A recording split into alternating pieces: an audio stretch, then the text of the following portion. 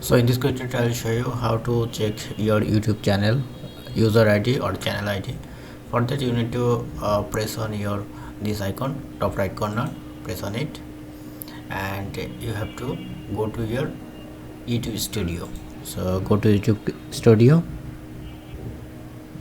and then you can see the setting option. So you have to press on setting option, press on setting, and then you need to go your channel option, press on channel, and then you can see the advanced setting. So press on advanced setting and scroll down, and then you can see the manage YouTube account here, other setting. So press on it, and it's opening with a new tab.